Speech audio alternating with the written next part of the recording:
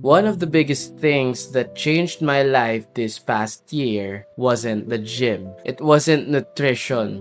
It was sitting still for an hour.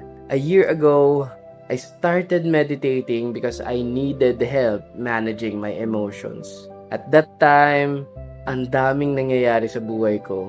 At napansin ko na ang bilis kong madala ng thoughts at emotions ko. So I started with 10 minutes every morning. Instead of grabbing my phone pagkagising and scrolling through social media, I would sit in silence. No distractions, no input, just me. At first, I thought the goal of meditation was to clear my mind. Pero habang tumatagal, na-realize ko na hindi pala yun ang point. The point is awareness. Kasi hindi naman nawawala ang thoughts. Hindi nawawala ang worries. Hindi nawawala ang emotions. Meditation didn't remove them. It just helped me notice them.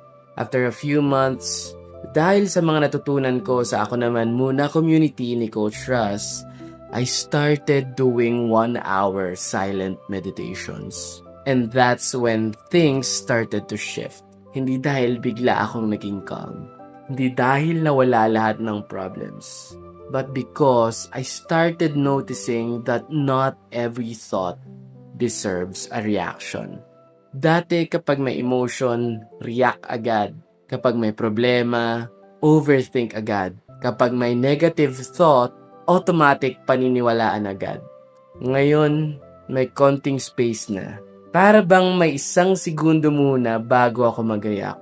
1 segundo para mapansin yung emotion, 1 segundo para mag-isip, 1 segundo para pumili kung paano ako magre-respond.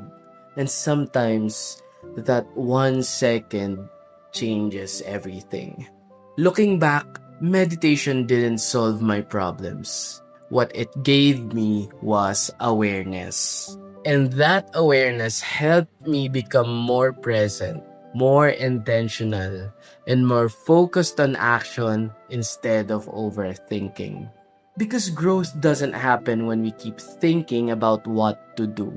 Growth happens when we actually do it.